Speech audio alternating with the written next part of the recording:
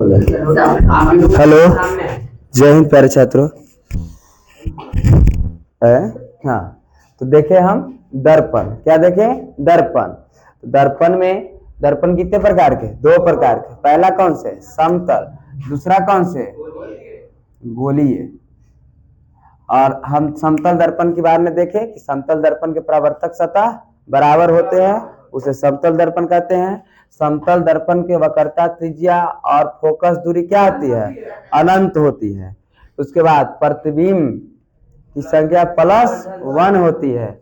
इसके गुण की बात करें, किसी भी समतल दर्पण में अपना प्रतिबिंब देखने के लिए वस्तु क्या होनी चाहिए? h/2। अगर दूसरा गुण, यदि कोई परावर्तक समतल दर्पण के थीटा कोण पर क्या हो रही है? विस्थापित हो रही है, तो थीटा कोण पर विस्थापित से बनने वाली प्रतिबिंबों की संख्या ज्ञात करने के लिए 360/थीटा का मान अगर सम आए तो -1, विषम आए तो ज्यों का त्यों, और दशमलव आए तो पहले वाले, दशमलव के पहले वाले, बाद वाले को छोड़ देंगे। यदि जितना दूरी पर प्रतिबिंब समतल दर्पण है, जितना दूरी पर वस्तु उतना ही दूरी पर प्रतिबिंब। उसके बाद समतल दर्पण ने बना प्रतिबिंब काल्पनिक एवं सीधा एवं वस्तु के बराबर।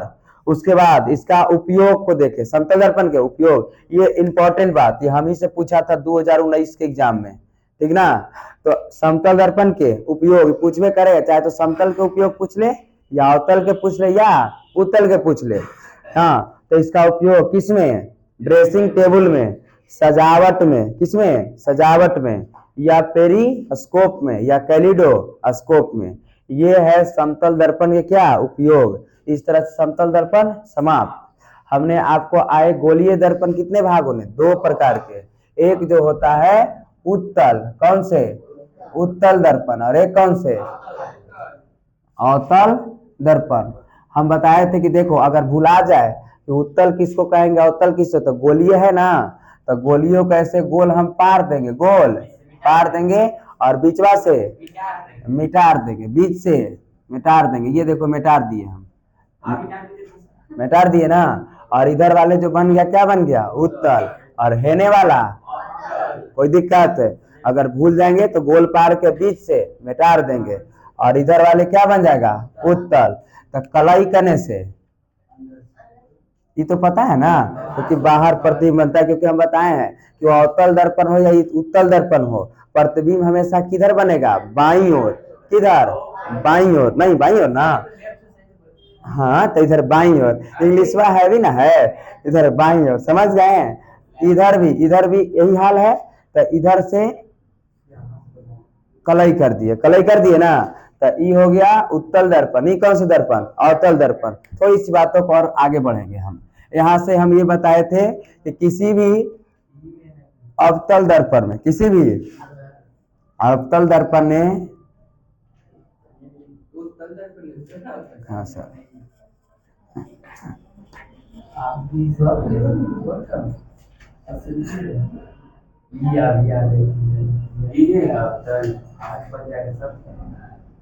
ये क्या है सर?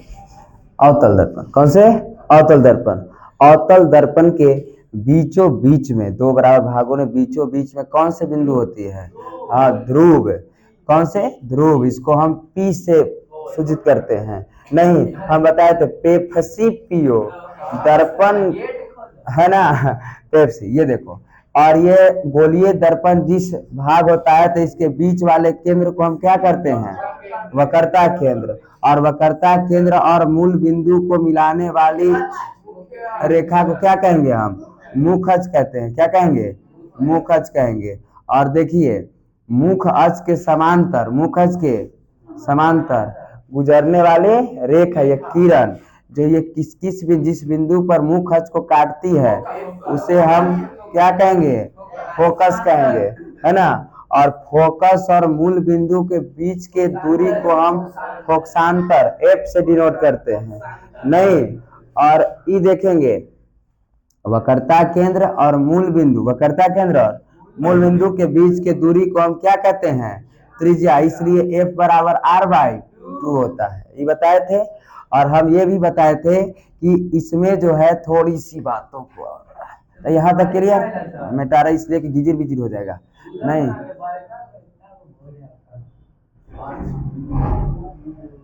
ठीक है ना। यहाँ पेप्सी पियो, ठीक है ना। अब यहाँ हम बताए थे कि यह जो है ये कौन से दर्पण है, अवतल। इसमें कितने कंडीशन, 6 कंडीशन। कितने कंडीशन, हाँ कितने कंडीशन, 6 कंडीशन। जब जब प्रतिबिंब एक बार प्रतिबिंब कहाँ बनेगा, अनंत पर, एक बार अनंत पर, अनंत पर तो कहाँ, एफ पर, अनंत पर तो एफ पर, एक बार अनंत और सी के बीच, अनंत और सी के बीच, तो सी और एफ प्रतिबिंब कहाँ बनेगा, सी और एफ के बीच। एक बार प्रतिबिंब बनेगा किस पर, सी पर, है ना, एक बार तो सी ए पर, एक बार सी और एफ के बीच, सी और एफ के बीच, तो अनंत और सी के बीच। एक बार बनेगा एफ पर, किस पर, एफ पर, तो किस पर, अनंत पर। एक बार एफ और पी के बीच, एफ और पी के बीच, तो दर्पण के पीछे, दर्पण के, क्लियर ना, एकदम क्लियर। हम बताए थे। एक इधर देखिए, एक तो ये तो हो गया किस दर्पण के, अवतल दर्पण के। उत्तल दर्पण की बात करें, किसकी, उत्तल दर्पण की बात करें, तो उत्तल दर्पण में कितने स्थिति, 2 स्थिति। कितने स्थिति, 2 स्थिति। ये देखिए यहाँ से, अच्छा बताओ वक्रता केंद्र अंदर की बाहर की ओर, अंदर की ओर, है ना। वक्रता केंद्र किधर की ओर, अंदर की ओर। यही ना होगा कौन, सी, यहाँ पड़ी एफ, यहाँ पी। इसमें कितने स्थिति, 2 स्थिति। कितने स्थिति, 2 स्थिति। यदि वस्तु कहाँ रहेगा, अनंत पर, तो प्रतिबिंब कहाँ बनेगा, फोकस पर, अनंत पर तो फोकस पर। अनंत, अनंत एवं, अनंत एवं पी के बीच, अनंत एवं पी के बीच, तो अनंत एवं पी के बीच बनेगा। पानी पड़ा तो पढ़े दो, हम भी पढ़ रहे हैं इधर। तो इधर पी और एफ के बीच, पी और एफ के बीच, इसमें जो भी प्रतिबिंब बनता है तो काल्पनिक एवं सीधा, वस्तु से छोटा, वस्तु से छोटा, है ना। लिख दे इसको, काल्पनिक एवं सीधा और वस्तु से छोटा, वस्तु से छोटा। क्लियर बात ना। यहाँ देखें हम इसको, अगर सी पर प्रतिबिंब बनता है तो कैसा प्रतिबिंब बनेगा, बराबर, कोई दिक्कत है। अगर सी के इस तरफ बनेगा तो कैसे प्रतिबिंब, बड़ा, इस तरफ बनेगा तो छोटा, इस तरफ बनेगा तो छोटा। एफ से लेकर इधर की ओर बनेगा तो वास्तविक और उल्टा, एकदम क्लियर है, वास्तविक और उल्टा, वास्तविक और उल्टा। यहाँ एफ और पी के बीच बनेगा तो काल्पनिक और सीधा, काल्पनिक और सीधा, काल्पनिक और सीधा, काल्पनिक लिखा गया, काल्पनिक और सीधा। कोई दिक्कत, इतना ही हम आपको बताए थे। क्लियर ना, कोई दिक्कत। हाँ, समतल दर्पण की बात करे थे अभी हम, समतल दर्पण की बात किए थे। तो समतल दर्पण में प्रतिबिंब क्या बनेगा, काल्पनिक और सीधा और वस्तु के बराबर, काल्पनिक और सीधा और वस्तु के बराबर, काल्पनिक और सीधा और वस्तु के बराबर। यहाँ से क्वेश्चन भी हम किए थे कि कौन से दर्पण में, कौन से दर्पण में बराबर प्रतिबिंब बनते हैं, कौन से दर्पण, साहिल कौन से दर्पण में बराबर प्रतिबिंब बनते हैं, उत्तल और समतल में। नलायक अवतल और समतल में, किसमें, इस सामने ही देख लिया तो सर लग रहा है ना कि यही है।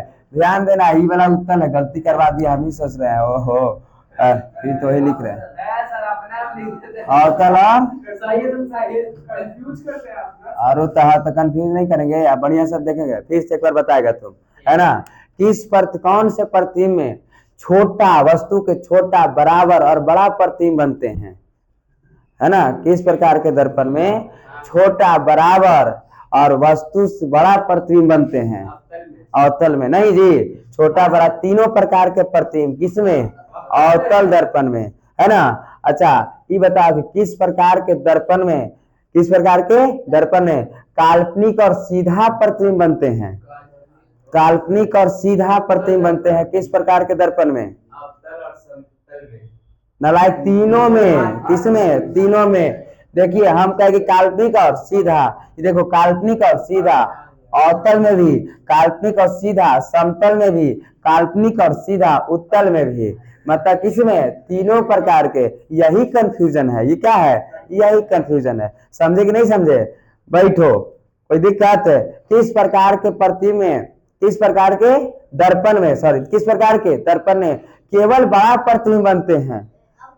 तो सिर्फ और सिर्फ किस में, अवतल में। क्या कोई में और बड़ा प्रतिबिंब बनेगा? नहीं। किस प्रकार के दर्पण में वास्तविक और उल्टा प्रतिबिंब बनते हैं? किस प्रकार? अवतल में वास्तविक और उल्टा, वास्तविक और उल्टा किसमें, अवतल में। एक बात और निशान बता देना है ना। किस प्रकार के दर्पण में बराबर प्रतिबिंब बनते हैं? कौन कौन दर्पण में बराबर प्रतिबिंब बनेंगे? अवतल और समतल में। बैठो एकदम, अवतल सब एकदम लिखल है यहाँ, एक एक बात क्या है, लिखा गया है। इसमें कोई कंफ्यूजन नहीं होना चाहिए, होना चाहिए नहीं, है ना। अब क्लियर बात ना? ठीक है। अगर एक बात और पूछ रहे हैं, यदि वस्तु का प्रतिबिंब, यदि वस्तु का प्रतिबिंब यदि वक्रता केंद्र पर बन रहा है तो वस्तु के कैसे, और वास्तविक एवं उल्टा। अगर वक्रता केंद्र पर बन रहा है तो वस्तु के बराबर, वास्तविक एवं उल्टा। यदि वक्रता केंद्र, वक्रता केंद्र और एफ के बीच बन रहा है तो प्रतिबिंब तो बड़ा, वस्तु के बड़ा, और वास्तविक एवं उल्टे, वास्तविक एवं उल्टे। यदि प्रतिबिंब जो है फोकस पर बन रहा है, किस पर, फोकस पर बन रहा है, तो वस्तु के बड़ा, वस्तु के बड़ा, और वास्तविक एवं उल्टा। यदि प्रतिबिंब फोकस और पी के बीच बन रहा है, फोकस एवं पी के बीच बन रहा है तो वस्तु से बड़े, वस्तु से बड़े, लेकिन काल्पनिक एवं सीधा। समझ गए ना? ये बात समझ रहे हैं कि समझ रहे हैं? जैसे जैसे बढ़ेंगे तो ये सारा बातों को क्लियर, ये याद रखना है तो क्लियर हो जाएगा। समझ गए? अगर हम कहें यदि प्रतिबिंब, यदि प्रतिबिंब अनंत पर बन रहा है, किस पर, अनंत पर, तो वस्तु से छोटा, एकदम छोटा, वस्तु से छोटा, वास्तविक एवं उल्टा, वास्तविक एवं उल्टा। क्या कोई दिक्कत? क्लियर ना? इसमें 6 स्थिति, इसमें कितनी स्थिति, 2 स्थिति। समझ गए? अच्छा, कभी कभी ये भी कह देगा कि जब ध्रुव पर तो जैसे आएगा प्रतिबिंब वैसे ही बराबर चल जाता है, मतलब आपतन कोण बराबर परावर्तन कोण हो जाएगा।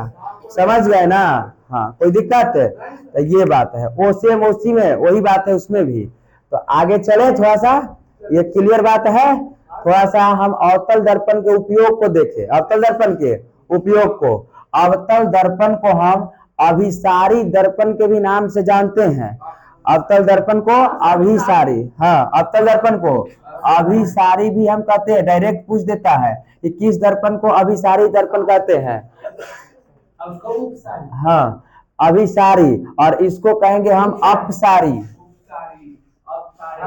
इसको हम अपसारी दर्पण कहते हैं।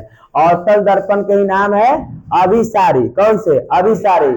इसका काम है कि प्रकाश को एक ही साथ मिलाना, अप करना, हचक से अप कर देना, मतलब अप, अभिसारी। कौन से? अभिसारी। इसका काम है प्रकाश को फैलाना, मतलब क्या, अपसारी। यहाँ देखिए कि अवतल दर्पण को ही हम अभिसारी दर्पण के नाम से जानते हैं और उत्तल दर्पण को अपसारी नाम से, अपसारी दर्पण के नाम से जानते हैं। क्या कोई दिक्कत है? तो क्लियर बात ना? यहाँ से इसको एक बार और, हाँ, अवतल दर्पण का काम है, किसका? अवतल दर्पण को काम है कि एक साथ प्रकाश को ऐसे एक साथ लाना, एक साथ लाना। जैसे वो मरकरी बढ़ रहा है, उसका काम है कि प्रकाश को मेरे पास लाना, एकदम क्या फैलाना नहीं, सिर्फ मेरे पास। जैसे इसका उपयोग ड्रेसिंग टेबल, देखे dressing table, dressing table lap पे, टेबल लैप पे, टेबल जो पढ़ने वाला ऊपर से एक बॉल ऐसे पार देता है, नीचे ही सिर्फ आ रहा है, एक के साथ प्रकाश कर रहा है, तो उसको हम अभिसारी। कौन से? अभिसारी। टॉर्च, गाड़ी का हेडलाइट, एकदम एक ही बात। लेकिन वही अगर हम कह देंगे कि परावर्तक लैंप में, है ना, स्ट्रीट लाइट में, तो पूरा प्रकाश को क्या करना, फैलाना। तो फैलाना मतलब कौन? उत्तल। एक साथ करना कौन? अवतल। जब एक साथ करा सभी को एक साथ, सभी मतलब अभी, सभी मतलब अभी, मतलब अवतल दर्पण को हम अभिसारी कहते हैं और उत्तल दर्पण को हम अपसारी दर्पण कहते हैं। क्लियर ना? थोड़ा सा इसको हम उपयोग को देखें।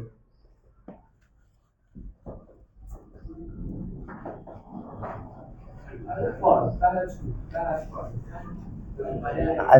आज देखो ना स्कूल में बहुत लेकिन सब कम पढ़ने आएंगे, कोई अबू नहीं करेगा लगता है। अच्छा चलिए देखिए, अवतल दर्पण के उपयोग, अवतल दर्पण के उपयोग। सबसे पहले इसका हम उपयोग करते हैं हजामत बनाने में या दाढ़ी बनाने में। इसका उपयोग किसको?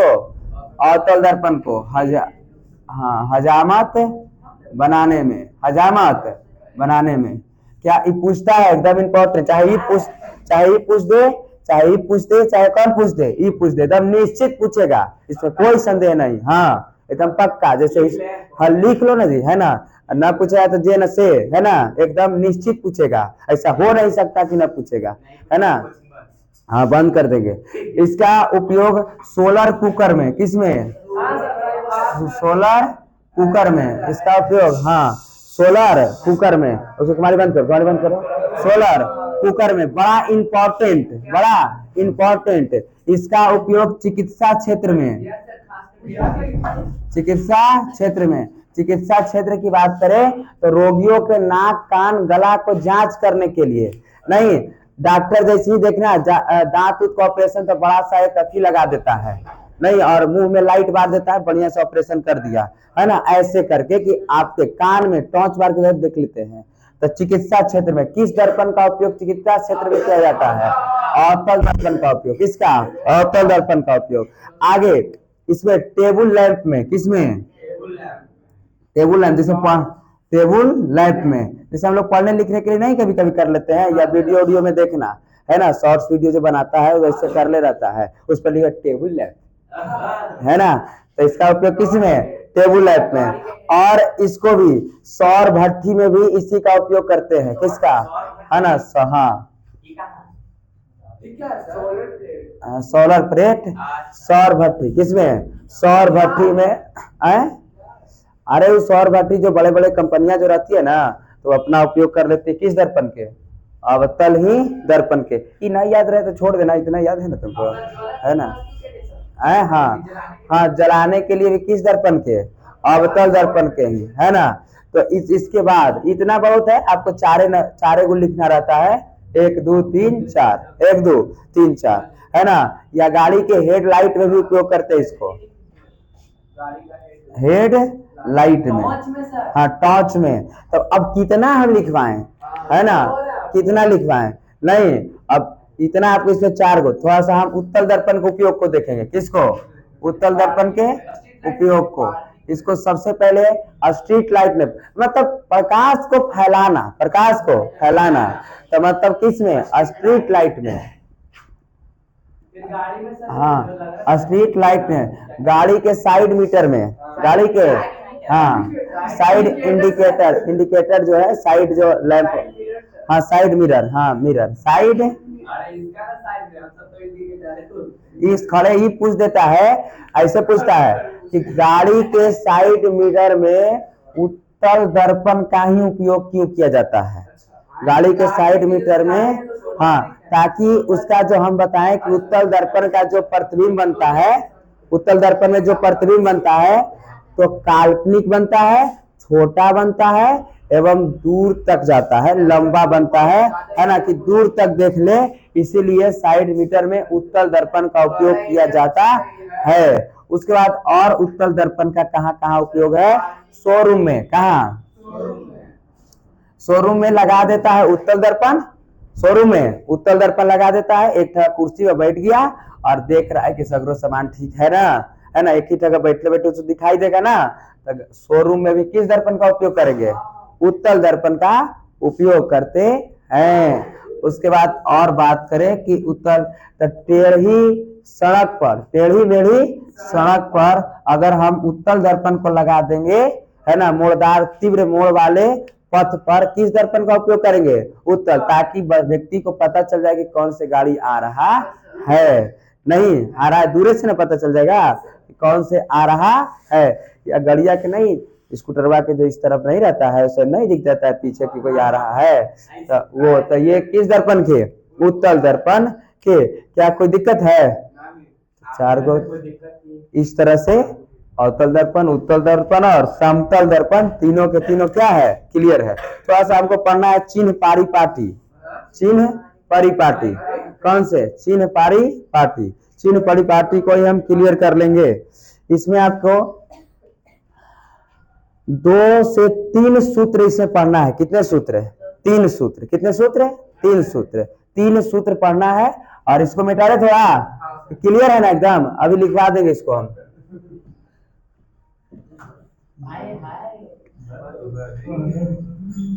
समतल दर्पण हो तो दर्पण में क्लियर हो, दर्पण में दिक्कत नहीं होना चाहिए।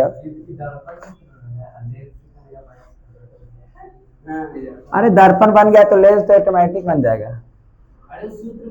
अच्छा अच्छा, हाँ हाँ,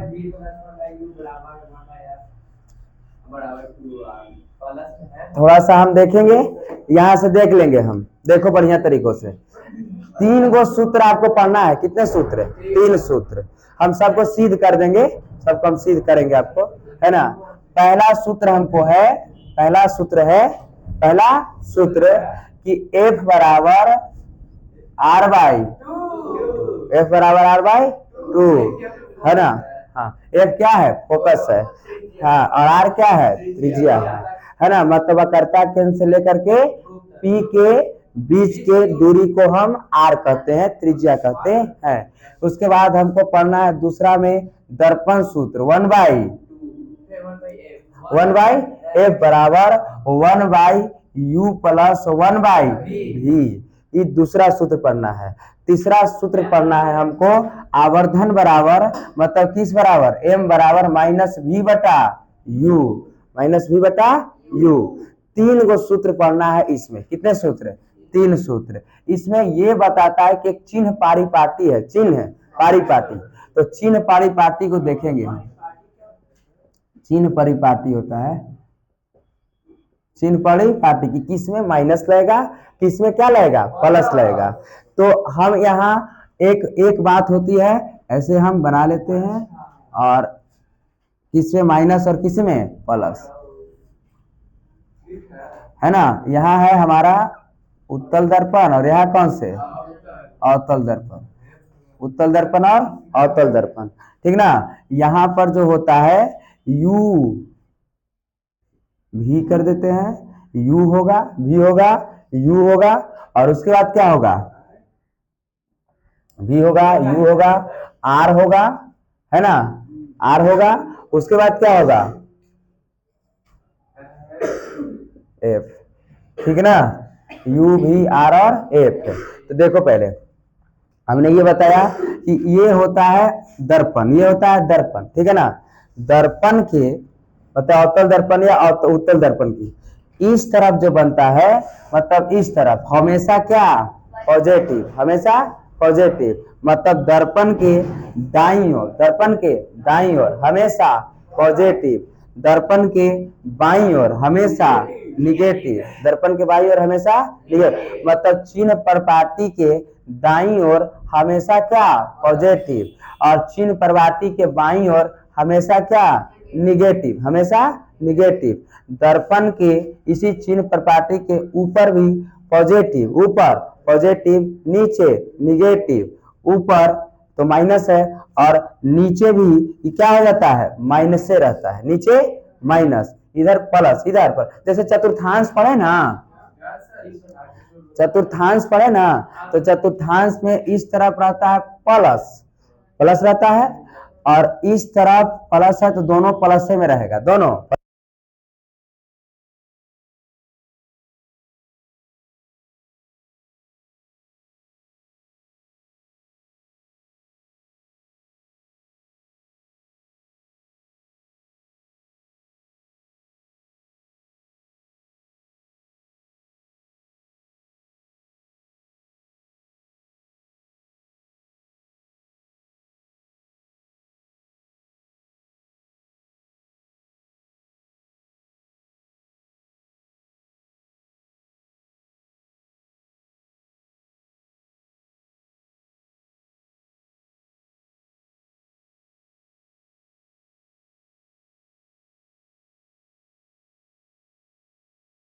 हो गया रे, नहीं चार्ज नहीं करते। छोड़ दे